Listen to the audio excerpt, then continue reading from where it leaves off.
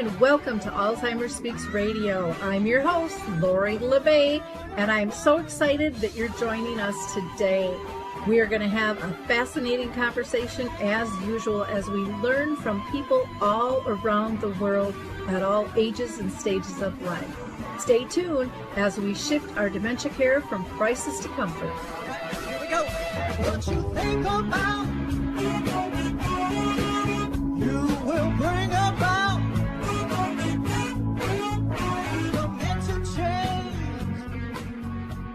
We will. Well, hi, everyone, and welcome back to Alzheimer Speaks. I'm your host, Lori LeBay, and I am thrilled that you are here to talk with us today. We are going to have an exciting conversation with a daughter who cared for her mother, and we're going to talk about how do you love when it's really hard at times. And we do have those difficult moments of showing love. But before I get started, I want to give a couple of shout outs. One is to Artist Senior Living. Please come and join us on the 10th of October from 4:30 to 5. It'll be registration and dinner. 5 to 6 will be a presentation, and I will be doing one on Betty the Bald Chicken, lessons in how to care.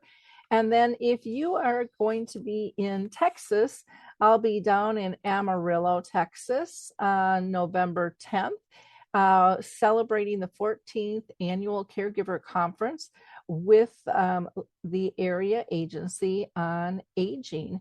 And I'm really excited to be down there. Going to do a full day program. It's going to be a lot of fun. So please join us. You can reach out at 806-331-2227 for the event in Texas. And for the one in Woodbury, you can call 651-439-2840. I also want to let people know they can go to alzheimerspeaks.com.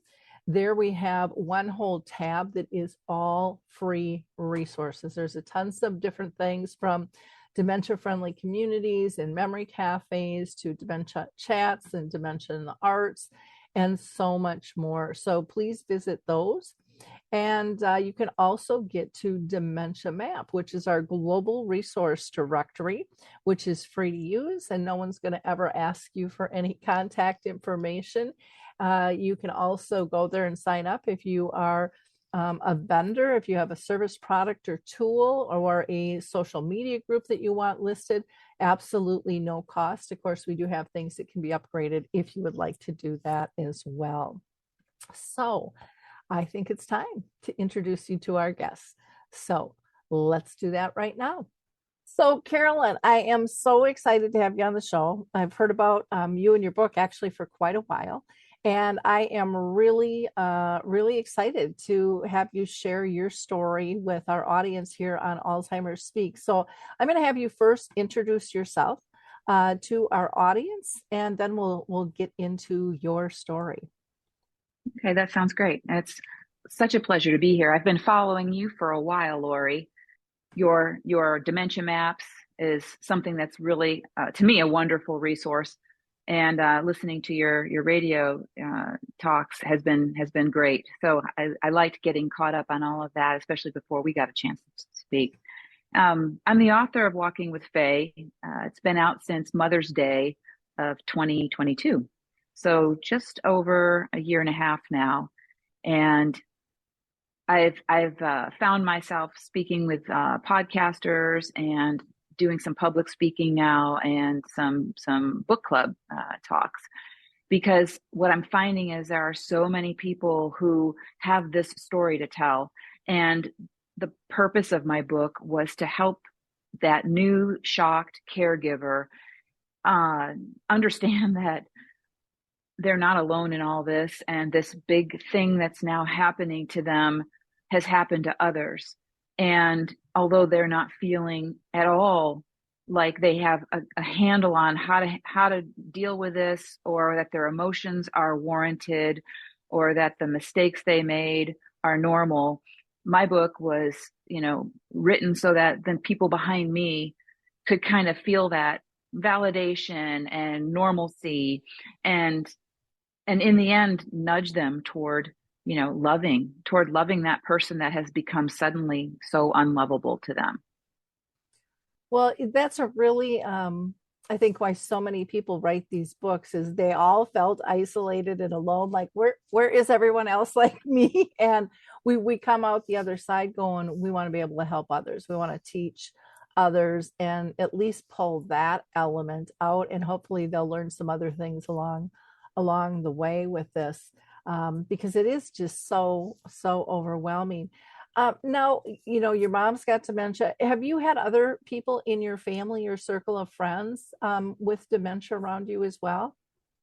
I had never experienced it before. In fact, in 2012, when my sister and I went to North Georgia to get her and virtually kidnap her and trick her into coming to Idaho, where I live, we hadn't ever even used the word dementia. We described our mother as quirky. She's getting old. She's repeating herself. She's doing all these things. But I did my very best to normalize it and call it those things and just say, Mom, you told me that story 6 times in one phone call. And that was the beginning of all the mistakes I began making before I learned what dementia really was. Okay. So at what point and what kinds of things were happening that you decided you had to get more involved? You said, she repeated herself 6 times in one phone call and stuff, but I'm sure there were some other signs as well. I let that go on for more than a year. We had our morning phone call. We had a 3-hour time difference. She would go out on her walk, and at 10 o'clock, she would call me for my 7 a.m. morning cup of coffee with her.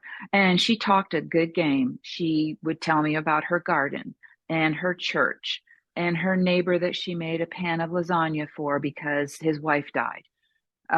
She had a cat, and we would talk about the cat and all of the walks she went on because that was her thing. And that's why I titled my book Walking with Faye. She was, a literal and figurative walker.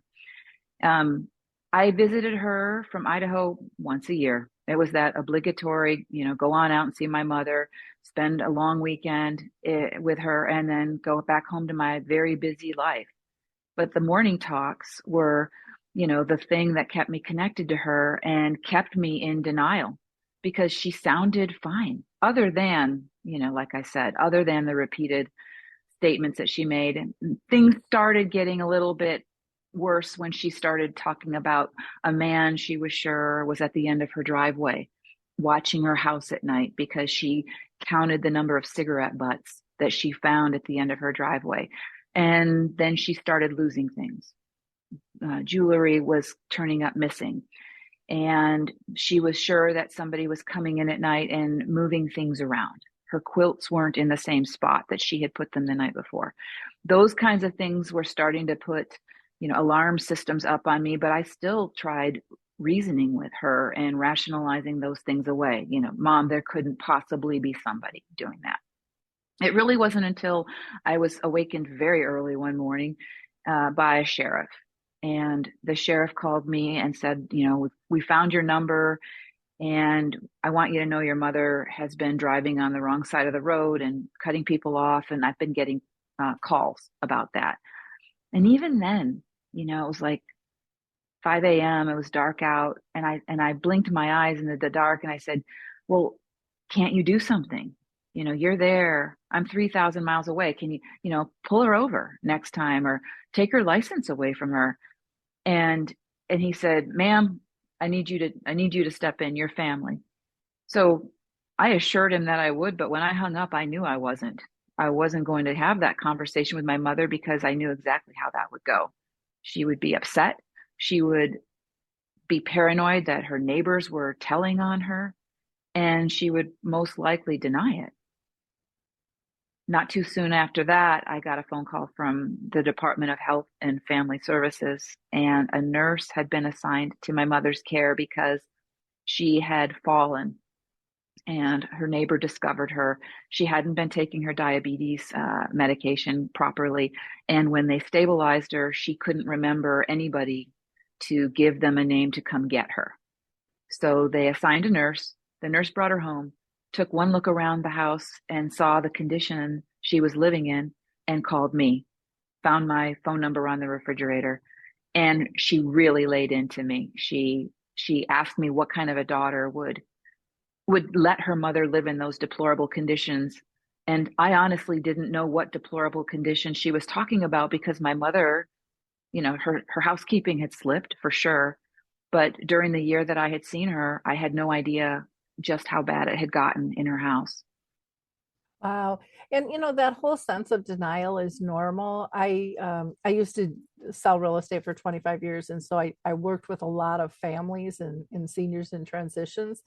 And I always ended up looking at my parents like, well, oldest 10 years older than them. And in my mind, that kept them safe, and it kept me safe. I didn't have to deal with anything, and then stuff hit the fan, and my mom had dementia. My dad got brain cancer, and there wasn't anything around it. But the other thing I think that's really interesting is, as a society and even our kids in school, we don't teach anything about aging. And so we just hear, well, that's kind of normal aging. You get forgetful, and so that's where we go. That's just a normal thing to do.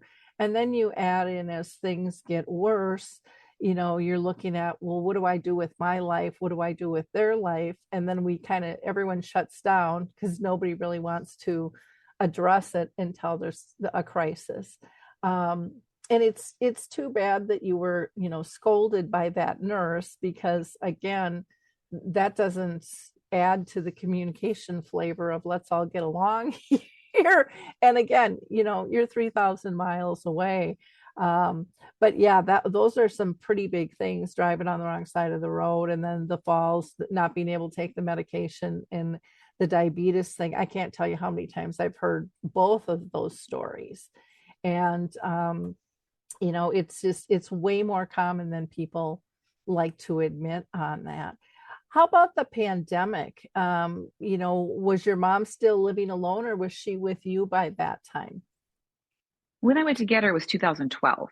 Okay. So I moved her to Idaho, and I spent 8 years chasing after her. Okay. And we tried a number of different things. The first thing was, I had bought a house and renovated it and put all of her choicest possessions in that house. The rest made it to, the Goodwill and the dump Mm-hmm. in her church. But I tried that for almost a year, and it was just a dose of reality. She was so much further along than I had ever anticipated, and I was learning about dementia. So she went from there. I tricked her again. That's where she was. She was lucid most of the time and convincing, but trickable. So I learned about, white lies. I learned about that whole fibbing process that we read about, that we're so uncomfortable with because we're sure we're going to be found out. But I learned how to say, hey, Mom, I'm going to repair the leak you have in your roof, which there was none. But we're going to need you to get out of the house because they're going to have to tear the whole roof off. So I'm going to put you up in a hotel for just a little while. And that was the first care facility I put her in. And she went semi-willingly. But we moved from that one to another care facility, to a more memory care facility that she lasted 30 days in, then to a much more secure memory care facility in the town south of me, which I really tried not to do that because it's a 40-minute drive south and a deer dodging highway, the whole way. But that's where she lasted her last 4 years of the 8 years. So we spent 8 years caring for her and learning about dementia and trying to get myself comfortable with all of that. And then the pandemic hit. The pandemic, I was in Florida for the winter, got the phone call that my mother looked like she had had a stroke. And I jumped on a plane in March of 2020. Florida had just become a hot spot. New York had just shut down, and Idaho had just started its no traveling rules. It was a series of canceled flights and rerouted flights, and a huge airplane with a dozen people on it. And we all just kind of looked at each other like, what is going on? And then I went through the whole shutdown of the nursing home, gowning up, gloving up, masking up, and being told I couldn't see her, being told I could, but I couldn't come back after that. It was a mess because everybody was trying to figure out protocol that they had never experienced before. Yeah, that was spooky. I was out in New Jersey speaking, and I was just on my way home. And I was just out there for like a day. And the difference in the airport was incredible in one day. And you just kind of, wear your mask with your mouth hanging open, going, wow. But I wasn't on there with an empty plane. I was on with a full plane still, and not knowing, what is going on. Um, and then to come home because you think your mom's got a stroke on top of it, it is really, really tough. Are you glad that you ended up coming home to be able to see her when you were let in? You know, I, I was one of the lucky ones. I look back on it now, and I was just the luckiest person because I did get to go see her the day I landed, and they told me I couldn't come back because I had just come from a hot zone. I had just flown on a plane and she was in quarantine. And I spent 5 days doing FaceTime Zooms, looking in on her. Her eyes were closed the whole time. And I went there and stood outside her window. I stood there. It was March, it was cold and dreary and wet and drippy, down my back as the eve dripped on me. Um, I finally got through to the hospital administrator at the end, and they let me come back in because they decided she was near the end. And when I was getting ready to go into her room, the nurse looked at me and said, "Now you do know this is your last visit." And I looked at her and I thought, no, he didn't tell me that. He said I could come and be with her because this was near the end. But I also knew that it was her between me and the door. So I just looked at her and I bobbed my head yes. She let me in and I refused to come out. And I was, determined that I wasn't going to leave her room. And I spent the next 2 days in there. I hadn't brought a thing with me because I didn't know they were going to say that. So I spent 2 days without a toothbrush, my hairbrush, no shower, and a mask. And I got to be with her when she left. wow. That just brings tears to my eyes. I mean, you hear just the matter of factness in which you're told, and yet, and it's not that I don't think staff weren't compassionate at that time. It was just that they were all in crisis and trying to protect everybody at one time and short staffed and the whole That's nine. exactly what it was. They didn't Yeah. know, and they were doing the best they could, and I got it, but I wasn't going to let that come between me and my mother. And so with that, other things ensued. Like the administrator was called, and they came into the room repeatedly, and in the end, we found our way together. But it was new for them, new for them, and definitely new for me. Yeah. Oh, I would have been right there with you if they would have told me that too. It's like I would have like chained myself to a tree like they do. No, you're not cutting this one down. You're not getting me out of here. Well, I'm so glad that you were able to be with her at the end. I mean, that's so precious of a moment, and really fighting for your relationship with her and for her to not be alone. Now, what led you to write the book? I mean, were you like writing things down, as your story was unfolding, or did it kind of hit you after the fact?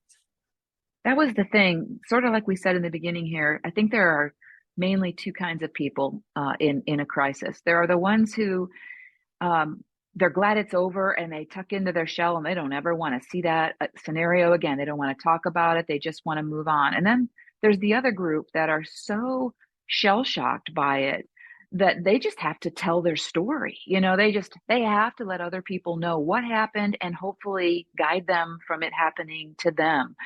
And I am not a writer. I love the English language, and English was my favorite subject. I'm a reader, but I was looking for the book in 2012. Let's remember, there really was a limited internet access back then. We had it, but we didn't have podcasts, and we had very little online access to dementia facts. So I was going to my library and trying to find books that might help me. And what I was finding was either books that were very medically oriented for a more advanced medical profession, or the dementias described were much further along than what my mother was experiencing. I read the 36-hour day. That's a fantastic book. I treated it like my Bible, but even in that book, the dementias were so much more pronounced. I had this little slippery snake, I was trying to grab a hold of, and she was capable of saying no, capable of walking out that door that I safely tucked her behind, getting into cars with people, walking down the highway. And I was just chasing after this scenario after scenario. And I couldn't find a book that prepared me for those kinds of things. So what I was doing was emailing friends, my girlfriends. You're not going to believe what my mother did today. Mom did this. I started writing things down just because it was a terrible thing that had happened. A man camping in my mother's backyard because she met him at the gas station and said, sure, you're riding your bicycle across the United States. You can camp in my backyard. Things like that. So after a short period of time and looking through some of my emails and the things I had jotted down, I realized I was writing the book that I had been looking for. So then I kind of treated it like that. And I would revisit things that happened during my visits with her. And sometimes I would go weeks without writing anything down. And I would kid myself that we were turning the corner and things were getting better. Mom hadn't done anything crazy this week. So maybe I was out of the woods with her. And, little did I know, dementia doesn't work that way. There is no straight line and there is no recovery.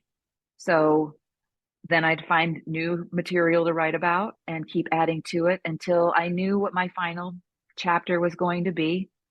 And, I waited for that time too. Wow. Can you tell us a little bit, what was your mom like before the dementia? She sounds like she was probably pretty social and pretty independent. Yeah. My mom was the one who held the baby. She was everybody's baby holder. If you're at church and you've got 3 kids running around and a baby in your arms, just hand it to Faye. She'll take care of it. All 3 of us kids were adopted as babies individually. We're not related to each other, but my mother was the one who wanted the big house full of kids and tried and miscarried. So at her final miscarriage, when it was a crisis situation, and my dad was allowed to spend the night in the hospital, and those kinds of things happened. And this was in the 60s. So back then, adoption was kind of like the family secret. You never knew what you were going to get, and was the family going to embrace this? And they even saw themselves as reproductive failures. They couldn't manage to have kids when all of their friends and family were having kids. But my mom adopted with my father, all 3 of us, and was the stay-at-home mom until we were teenagers. So, we had the Easter eggs hidden outside. I learned how to bake pies and cookies and things with her, and we strung all the Christmas decorations in the trees. And she was that kind of a mom. So seeing the personality changes that I did witness with her was not just hard for me. It was kind of a slap in the face of the memory I had of my mother. So I fought it. I fought it in my own mind, and I didn't like it. So it was hard for me not to dislike my mother, whom I loved and who raised me. So you can imagine this angel and this devil I had on my shoulders, and one was saying, Carolyn, it's just the disease. And the other one was saying, Carolyn, she meant every word she just said to you about being a terrible daughter and about being a thief and about being her prisoner. And you're the one who's trying to keep her safe, and you're the one who set up the bank account, and got her safe and got her medications taken care of. Yet she was screaming at me that everything I did was an assault on her. Yeah, that is hard not to take it personally. I think that's one of the biggest lessons for everyone to learn. And it's one of those things that people don't like sharing because you feel ashamed. Like, does she really think that of me? Are they going to think that of me if I bring that up too? Is that, what I mean? It's just that so uncomfortable. So thank you for sharing that with us. If you are just tuning in, we are talking to author Carolyn Birrell, and she cared for her mother and wrote this wonderful book called Walking with Faye. And she's been sharing her story, struggles and joys, both of her journey. And next, we're going to learn about why her book is different. She's already told us she wrote it because she was looking for a book and couldn't find one. And her whole purpose is to bring people comfort and to let them know that they're not alone. You can go to her website, which is Carolyn Birrell, which is Birrell. And again, you can purchase her book on her website, Amazon, and any of the typical spots you typically buy your book at. And she's also on LinkedIn and Facebook and Instagram. So make sure to follow her. Her work is so appreciated. I loved when you were talking, Carolyn, about the kind of two different types of people on this journey. One says, done, over with, out of here. And the other one says, no, I have some things I can teach others, so it's not as difficult for them. And I'm grateful that you chose that second path to help others out with. Now, one of the questions I wanted to ask you was, why do you think your book is different from other memoirs that are out there? I've been asked that before, and it's a good question. I think what makes my book different, and the feedback that I've gotten from so many people, is that I'm kind of like every man. I'm the woman you see on your own neighborhood street. I am not a celebrity. I don't have, I didn't have the paid in-home care available to me. I struggled on an everyday basis. I was the one who was, busy with my career, busy with my relationships.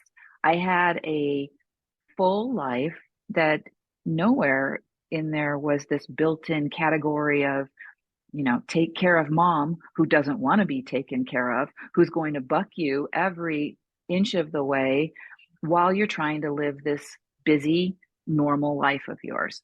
So I look at myself as that person. I'm also brutally honest in the book. I admit the things that I felt bad about. When you say, it must have been hard for you to hear the things that your mother said or that maybe people thought about you. I think I struggled more with how I felt about myself. Mm-hmm. I knew full well that I disliked my mother on the day she said something to me that was just horrific. I knew how I felt every morning when I dreaded getting up and going to see her because I didn't know what I was going to find, what new catastrophe was awaiting me behind that door. I couldn't deny the fact that at many, many times during the 8 years that I cared for her, I looked at it more as an obligation than I did as, gosh, I love my mom and I can't wait to go see her today. And I struggled with that. And I think, when I say I liked normalizing things for people that are going to read my book, and I like showing them examples and saying, look, this happened to me and it could happen to you too. I think the really big shift that I have felt since writing the book and since talking to so many people is I'm actually nudging caregivers toward that love that needs to be shown to that person that you did once love, with all of your heart, whether it's your spouse, a friend, a sibling, or your parent. And we get lost in the day-to-day business of taking care of business, getting them to their medical doctor, getting their prescriptions taken care of, sorting through insurance forms. And like I said, all the while trying to live your own busy life. I think we're at risk for losing that sense of empathy and sincere love while we're busy being their new taskmaster, you know? And I think that in the end is really what I want my book to convey to people. Yeah, I totally can relate to that. I've told this story on the show before, but I ended up creating a tool called Your Memory Chip that people can download from our free resources because I snapped at my mom one day when she repeated herself like 45 times in 10 minutes and I didn't have time. I didn't think it was funny. I didn't think it was cute. I couldn't make a game out of it. I was exhausted. And I was looking at my to-do list that was 12 miles long, thinking, how am I going to get this all done? And I snapped at her horribly. And then that guilt of, oh my gosh, she didn't deserve that. It's the disease. Lori, you know better. And for me, I ended up interviewing people all around the world, both professionals and families. But what it came down to was my task still needed to be done, but I was focusing on my tasks. And I decided I had to switch that up. And I had to focus first on was she happy, safe, and pain free. And when I focused on those three things, I did my tasks different. I responded different. I found I could get rid of some of my tasks because some of them, I don't know if you did this, but I found that they were on my list to make me feel better, that I was doing something for her with a disease that had no cure. It also let me let others come in and help when I looked at that first, instead of wanting little clones of myself to do it the way I would do it, because that would make me feel better. And it really got me back to being relationship based, being a daughter, being able to sit and just be quiet and take a breath and sit next to her on the couch, because I never gave myself that pause before, and be content when she was content. And that was just life changing when, like you got back to that source of love and why you're doing this to begin with. And it totally reframed things. And not that I didn't have to make a lot of adjustments along my way, because it's not a one and done thing with this disease. But boy, that really helped pull me back onto path, and allowed me to be a better care partner for her and have a little more sanity for myself. I don't know. Did you ever feel like you were just like going crazy? I mean, there were times I know I just felt like, I don't know how much more I can handle or how much I can kind of reposition in my mind of what's going on and what needs to be done. But it was just such, at times, because I never gave up any of my other stuff, I just took on more, with both of my folks. And did you do the same? Just try to do it all, keep it all? I'm listening to you and I'm chuckling inside because we really are the same, aren't we? As a group, as a group of caregivers, sure, there are differences. Everybody's different. Dementias are different. We have Lewy body. We have Alzheimer's. We have frontal temporal. I get that. And we even have different personalities. We have people who are happier. We have people who are, paranoid. We have people who are angry. We have all those things, but I think we have a common core of, trying to fit our loved ones' new needs, confusing needs, into our lives. And we have to deal with the emotions that come from that within ourselves. And, what you said is exactly what I felt. And I think it's probably very much what everybody feels with differing, nuances. And what I want to say to that is, we have to take pause and we have to give ourselves a break if we can, because I think the emotions are real and you're not going to control them. You are going to get, I am going to have righteous indignation over being accused of doing something that I absolutely didn't do. And now I have a decision to make. Do I defend myself to this person who is not reasonable, or do I take it on, and do I find a way to maybe deflect a little bit, say I'm sorry for something I didn't do? That's just against our nature, isn't it? And it's coming to us from somebody who we are confused by, because they never would have normally done that. They never would have said those things to us. And now they are. So we have to kind of reckon that in our brains too. I had a Post-it note on my bathroom mirror near the end, and it said, "Today is a new day to make mistakes."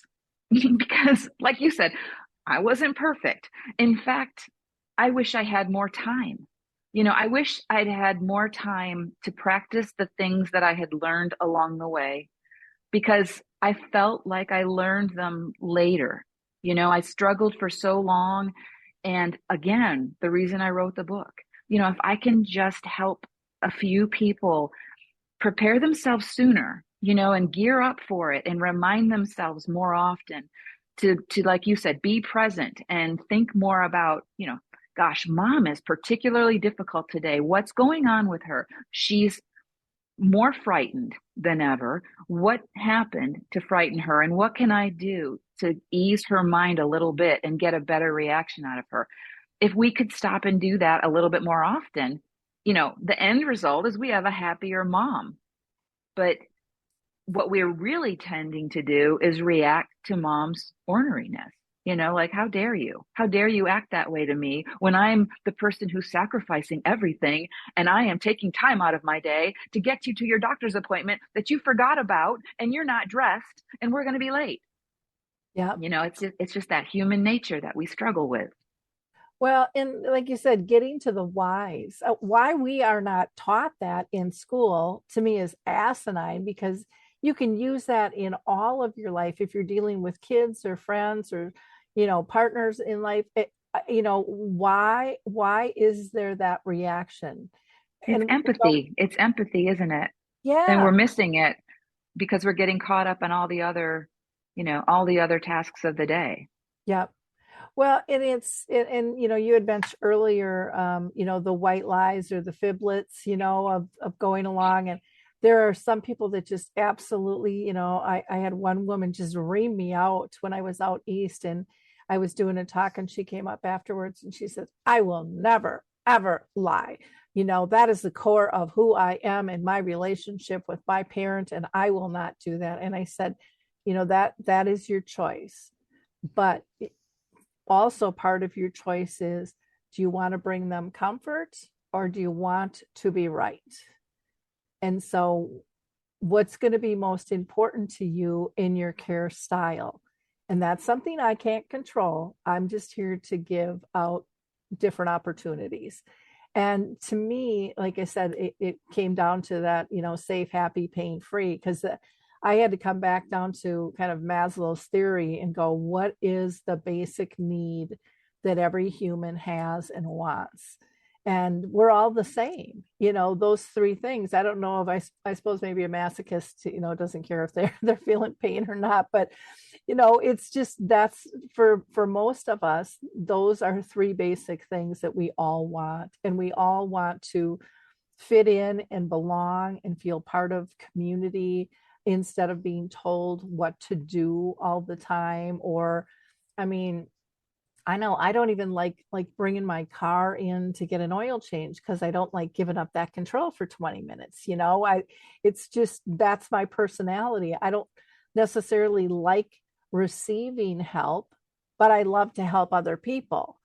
And then you have to kind of reframe that in, well, if I'm not allowing other people to help, then I'm taking something that gives them joy and satisfaction and helping someone away too. So, I mean, there's all these things that you learn, through this journey, but I think all of them apply to all of life. They're not just a one and done skill for dementia. Even when it comes to caregivers and care partners, care companions, whatever you want to call them, throughout the world, I don't care what they're dealing with. If it's a child, if it's a chronic illness, if it's dementia, we still are struggling with balance. And how do we get everything done?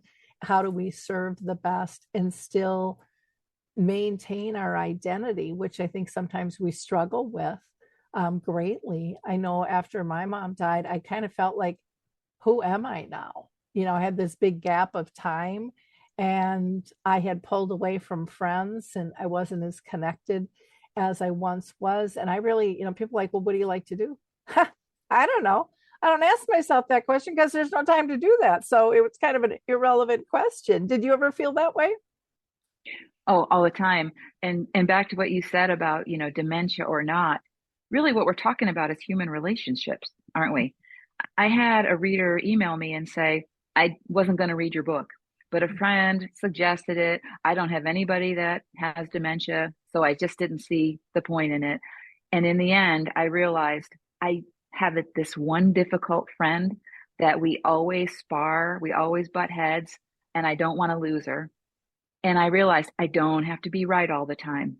And there are times when she's insisting on something and I don't have to have it my way all the time. And I'm working on that relationship now. And I thought, wow, that's exactly what this is all about. We're in the human condition, aren't we? Mm-hmm. And we're just trying to get along.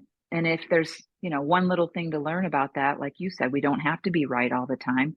It doesn't have to go our way. There are a million different ways for something to play out. That even if that's something, you learn from reading this, that's valuable. Yeah. And we tell ourselves when we have kids about, pick your battles, but we don't apply that to other scenarios. And it Or just, explain it. yeah.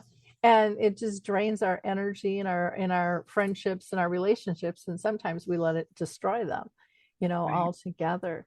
Now you talk about, in your writings, like phase stories. What can you give us some examples of what her stories would be? Yeah. And they escalated. The early stories are what you hear a lot of, which are, repeated scenarios on a loop.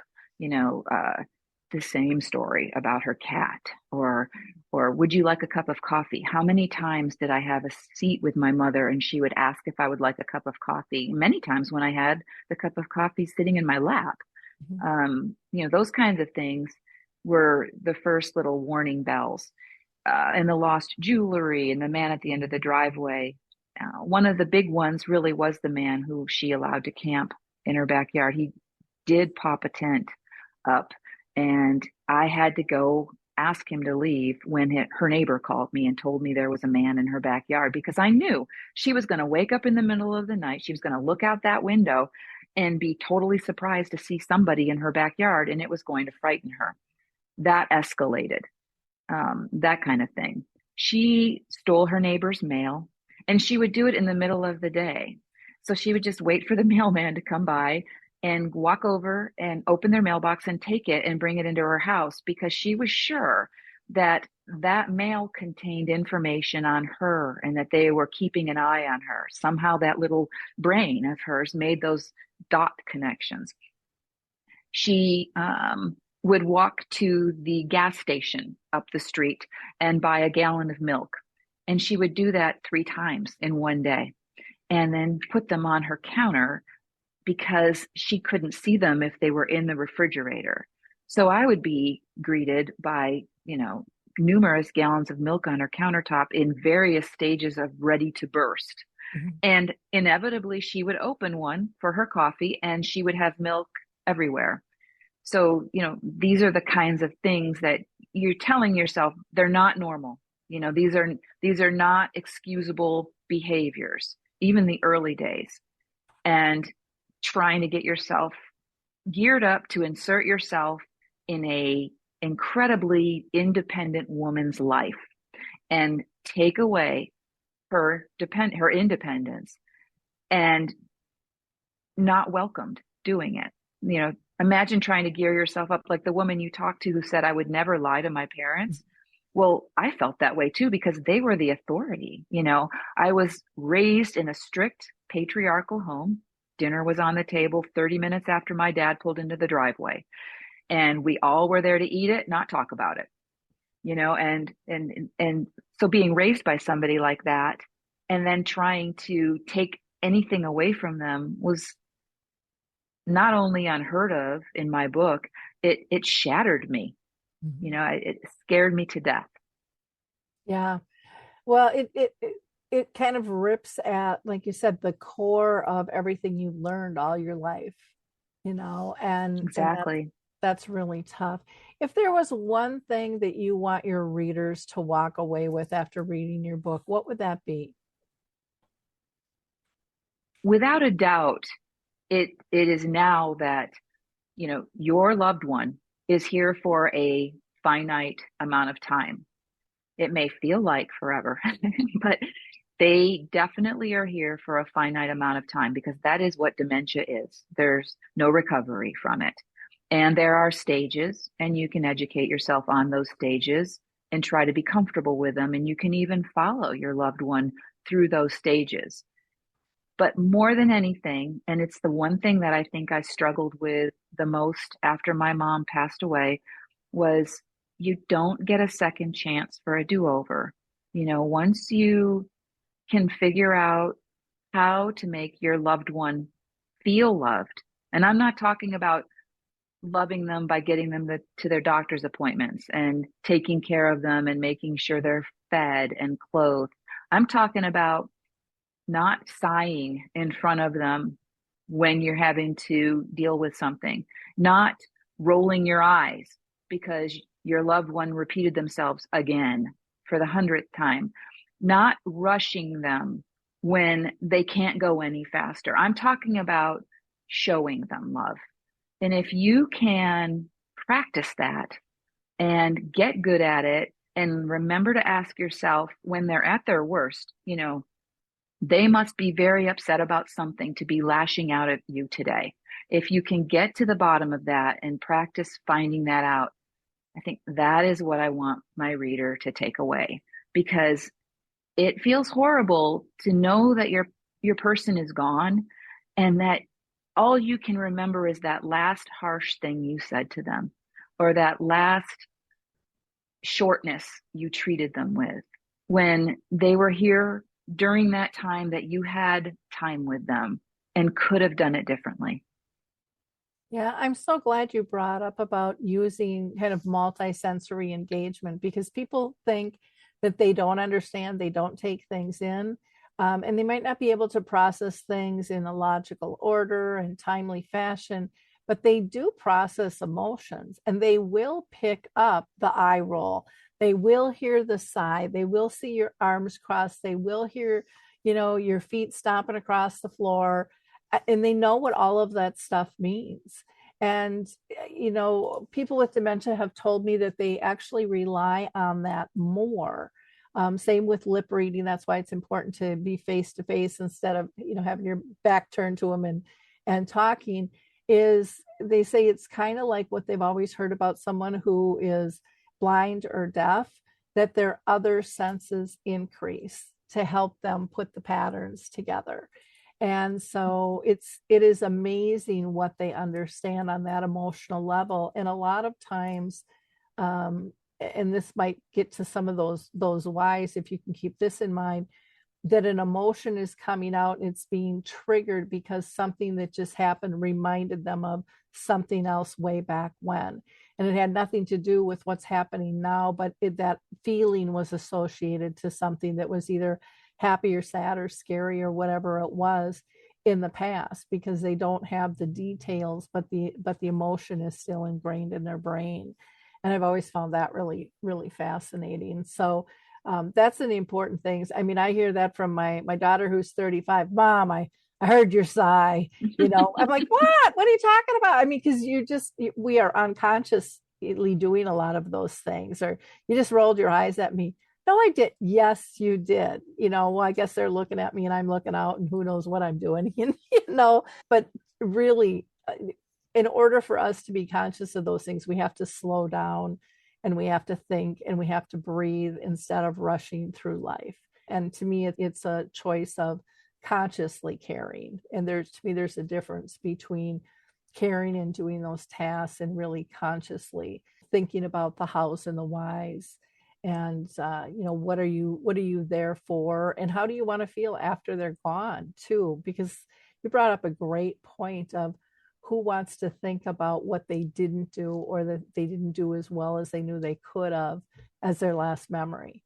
And Right. There's a lot of people out there living with guilt, because of that. And that's not I don't believe that's the point of any journey, is to live in guilt. It's to learn from that.